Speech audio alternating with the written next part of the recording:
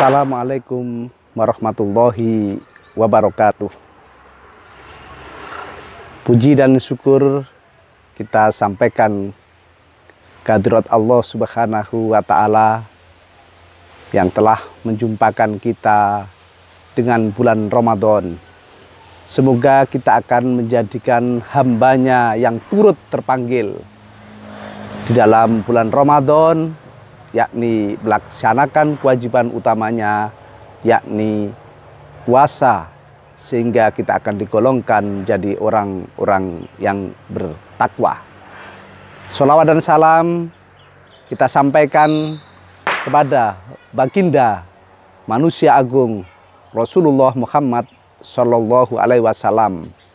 Semoga kita akan menjadi bagian barisan di belakang baginda Rasulullah Muhammad Sallallahu Alaihi Wasallam, termasuk ketika bulan Ramadan ini hingga sampai di penghujungnya. Sebab di bulan Ramadan ini ketika akan mencapai puncak, justru banyak orang yang meninggalkan sholat menuju tempat-tempat di luar masjid. Entah itu berbelanja, entah itu sekedar untuk bercengkrama atau ingin melepas lelah dan dahaga setelah seharian menanggung lapar dan haus. Karenanya kita senantiasa memohon kepada Allah Subhanahu wa Ta'ala agar ditetapkan di dalam barisan saf-saf masjid, layaknya kita sedang berada di barisan Rasulullah Muhammad Sallallahu Alaihi Wasallam. Umat Muhammad atau zaman kita ini Allah berikan usia antara 60 sampai 70 tahun. Bisa kurang, bisa lebih. Ini termasuk kategori umur yang paling singkat di antara umat-umat sebelum umatnya Rasulullah Muhammad Sallallahu Alaihi Wasallam. Coba kita tengok di dalam sejarah salah satu nabi kita, yakni Nabi Nuh alaihissalam. Dalam sejarah dicatatkan bahwa usianya mencapai 1650 tahun. Itu artinya umatnya Nabi sebelum Rasulullah Muhammad Sallallahu Alaihi Wasallam ada pada ratusan tahun, bahkan mencapai 1000 tahun dan lebih. Karenanya umat-umat terdahulu memiliki banyak kesempatan untuk beribadah, memiliki banyak kesempatan untuk melaksanakan amal-amal kebaikan. Sehingga patut umat-umat terdahulu memiliki bekal, sangu, deposit untuk menghadap Allah Subhanahu wa Ta'ala sebanyak-banyaknya sepanjang usia yang mereka miliki.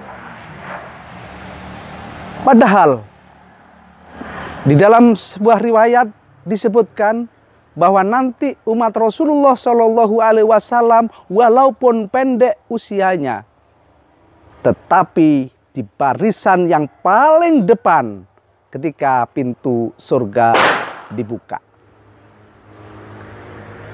Mengapa hal ini bisa terjadi? Maka inilah keistimewaan Ramadan. Keistimewaan sepertiga yang paling akhir, yakni Allah Subhanahu wa Ta'ala turunkan satu malam yang sangat istimewa yang disebut dengan Lailatul Qadar. Secara fenomena alam, turunnya malam Lailatul Qadar ini Suasana sangat hening. Angin bertiup sepoi-sepoi. Dinginnya tidak masuk ke tulang rusuk, tetapi mampu menyegarkan badan. Dan panasnya tidak membuat terbakar kulit ari kita, tetapi bisa panas itu cukup menghangatkan badan kita, menjadikan badan kita bergairah di malam itu. Kilau cahaya matahari tidak lagi membikin buta pandang dan gelap gulitanya karena silau, tetapi mampu menyinari jalan yang kita tuju. Itulah fenomena alam yang sangat luar biasa, yang hening, kedamaian ada di mana-mana. Dan pada malam hari itu Allah turunkan para malaikatnya ke bumi. Allah firmankan, tanazzalul malaikatu warruhu fiha biidni rabbihim min kulli am. Allah turunkan para malaikatnya, dan yang paling istimewa pula Allah turunkan malaikat Jibril yang selama ini sebagai penghantar wahyu kepada Rasulullah Muhammad Sallallahu Alaihi Wasallam. Apa tujuan Allah menurunkan para malaikatnya? Allah turunkan malaikatnya adalah untuk mengatur seluruh urusan umat manusia. Turunnya malaikat bergelombang-gelombang, ingin menyaksikan apa yang terjadi di muka bumi ini yang tidak terjadi di langit. Di antaranya adalah rapatan tangis mereka yang sudah kelam hatinya, yang bermandikan dengan banyak dosa dan noda. Karena kesadaran bulan Ramadan, karena keberkahan bulan Ramadan, Allah berikan hidayah. Lalu merajuk kepada Allah untuk memohon ampun atas apa-apa saja yang telah dilakukan. Ratapan tangis ini sangat enak, sangat merdu didengar oleh para malaikat, karena di langit tidak terdengar ratapan-ratapan seperti itu. Pada malam hari itu pula malaikat ingin menyaksikan orang-orang yang telah meratap itu melakukan taubat kepada Allah Subhanahu wa Ta'ala, melakukan ikrar di dalam hati dan bersumpah di hadapan Allah Subhanahu wa Ta'ala untuk tidak mengulangi apa yang dilakukan di masa-masa kelam. Mereka berdoyong-doyong, berduyun-duyun melakukan taubat atas rahmat Allah untuk keberkahan bulan Ramadan. Malaikat juga menyaksikan orang-orang yang dermawan berbagi-bagi hartanya. Dan ini suasana yang Allah sangat cintai terhadap orang-orang yang memiliki harta, lalu dibagikan kepada orang yang tidak punya. Malaikat sangat senang. Karenanya di Indonesia, di sebagian tradisi ada istilahnya ater-ater, yakni membagi makanan, minuman, harta, apapun kepada tetangga, sanak saudara, utamanya pada malam ganjil yang dimulai dengan malam 21 Ramadan, 23, 25, 27, dan 29.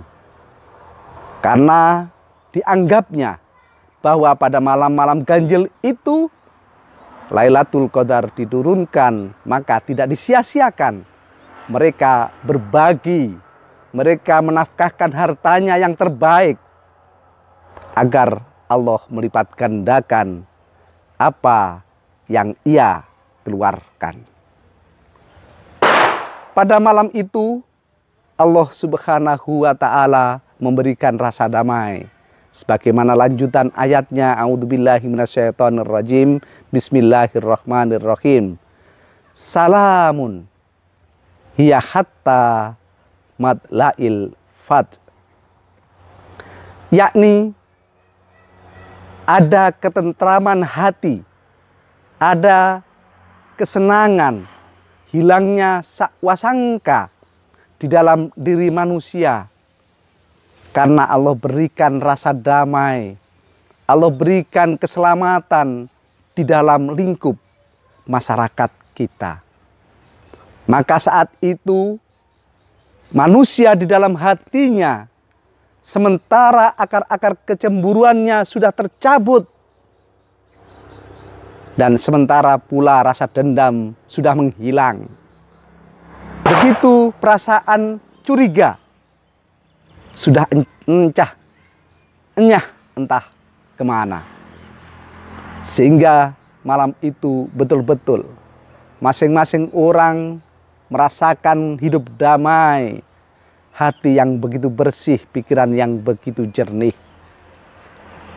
Karenanya pada malam ini, pada malam Lailatul Qadar yang Allah turunkan itu, Allah berikan suasana yang sangat menyenangkan, seperti bila diibaratkan adalah sepasang kekasih yang sedang mengalami puncak asmara. Karena itu kita perlu menyambutnya melalui aktivitas-aktivitas, yakni melakukan iktikaf di masjid sebagaimana yang Rasulullah Shallallahu Alaihi Wasallam contohkan. Berzikir, membaca ayat-ayat Al-Quran, berdoa, memohon ampun, dan lain sebagainya. Tetapi bagi ibu-ibu yang sudah dewasa, yang sedang menstruasi atau berhalangan syar'i, bisa melakukannya dengan berzikir dan berdoa. Apakah hanya zikir dan doa itu cukup? Kata Rasulullah, ad-du'a huwa ibadah. Doa itu sama dengan ibadah. Maka artinya apa? Memohon kepada Allah melalui doa-doa itulah akan bisa menikmati datangnya Lailatul Qadar. Dan tentunya zikir-zikir itu dibarengi pula dengan zikir doa mustajab pada malam Lailatul Qadar itu, yakni Allahumma innaka afuwun tuhibbul afwa fa'fu anni. Doa inilah yang menjadi senjata bagi orang yang sedang melakukan puasa untuk menyambut malam yang disebut dengan Lailatul Qadar. Karenanya pada malam hari ini, ketika Lailatul Qadar benar-benar Allah turunkan, dan itu harus kita lakukan setiap malam di sepertiga terakhir, ajukan proposal kehidupan kita untuk kesuksesan lahir batin, duniawi dan ukhrawi. Juga keluarga kita, anak kita, orang-orang yang ada di sekitar kita, lingkungan kita, masyarakat kita, dan negara kita. Insya Allah, bila hal ini dikabulkan oleh Allah Subhanahu wa ta'ala, maka kita akan hidup di alam yang sangat luar biasa indahnya. Kita akan menjadi hamba-hamba yang disukai oleh Allah Subhanahu wa ta'ala, dan nantinya kita akan hidup dalam sebuah negara yang disebut dengan baldatun thayyibatun wa rabbun ghafur, negara yang gemah limpah roh jinawi, penuh dengan ampunan Allah. Ketika negara sudah ada dalam ampunan Allah, maka tentunya Allah akan bukakan pintu barokah dari langit, bumi, dan segala penjuru. Semoga Allah Subhanahu wa Ta'ala akan mempertemukan kita dengan yang disebut Lailatul Qadar dan mendapat keutamaannya, sehingga kita akan mampu mengimbangi umat-umat para nabi yang terdahulu. Walaupun umur kita singkat, hidup kita singkat, tetapi amalan baik kita sangat berat. Barakallahu fikum. Assalamualaikum warahmatullahi wabarakatuh.